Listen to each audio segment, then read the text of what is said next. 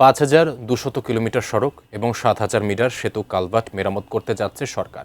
সেজন্য জাতীয় অর্থনৈতিক পরিষদের নির্বাহী কমিটি বা একনেক বৈঠকে অনুমোদন হলো প্রায় ৫,০০০ কোটি টাকার এক প্রকল্প। সকালে পরিকল্পনা মন্ত্রণালয়ে প্রধানমন্ত্রী তারেক রহমানের সভাপতিত্বে অনুষ্ঠিত বৈঠকে অনুমোদন হয় ১০ প্রকল্প। আরও জানাচ্ছেন গোলাম কাদির রবু। চলতি অর্থবছরের দ্বিতীয় একনেক বৈঠক সভাপতিত্ব করেন একনেক সভাপতি ও প্রধানমন্ত্রী তারেক রহমান। বৈঠকে উপস্থাপন করা হয় গ্রামীণ সড়ক শক্তিশালী করা, মেডিকেল কলেজের অবকাঠামো নির্মাণ, বাঁধ নির্মাণ, বিদ্যুৎ কেন্দ্র ও অবকাঠামো নির্মাণ সহ মোট ১২টি প্রকল্প। তবে তেলবাহী ট্যাঙ্কার জাহাজ কেনা ও মেট্রো ঢাকা নামের এই দুই প্রকল্প বাদ দিয়ে পাশ হয় মোট ১০ প্রকল্প, যার খরচ ৯,০০০ কোটি টাকার কিছু বেশি। নকশাটাই হবে। পরে সংবাদ সম্মেলনে বিস্তারিত তুলে ধরেন পরিকল্পনা প্রতিমন্ত্রী জোনায়েদ সাকি।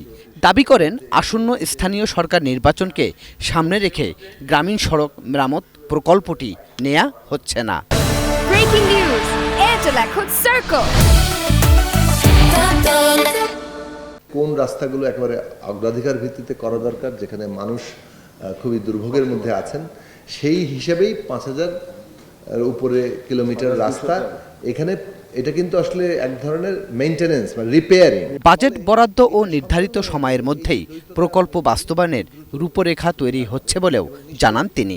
প্রকল্প বাস্তবায়নের এই নির্দেশিকার প্রয়োজনীয় সংস্কার এবং সংশোধন আমাদের করার জন্য আমরা উদ্যোগ গ্রহণ করেছি। কিভাবে একটা টাইম বাউন্ড এবং বাজেট বাউন্ড আমরা একটা প্রকল্প বাস্তবায়ন কার্যক্রমের মধ্যে যেতে পারি। গ্যাস বিদ্যুতের সমস্যা সমাধানে জ্বালানির আমদানি নির্ভরতা থেকে বেরিয়ে সরকার বিকল্প উৎসের দিকে নজর দিচ্ছে বলেও জানান পরিকল্পনা প্রতিমন্ত্রী। সমাধান না করে তো আমাদের হবে না, ফলে আমরা বলছি ১ থেকে ১.৫ বছর কিংবা ২ বছর সময় লাগবে। গোলাম কাদির রবু, এটিএন নিউজ, ঢাকা। আমাদের উৎপাদনশীল অর্থনীতির